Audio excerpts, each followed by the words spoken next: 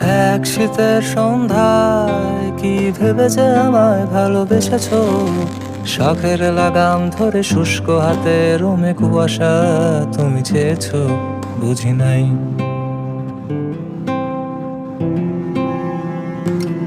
এক আশারি হাতে বাড়ি ফিরেছি, কপালের ভাঁজ খুলেছি, কপালের জল মুছে আঁচলে এঁকেছি কদম।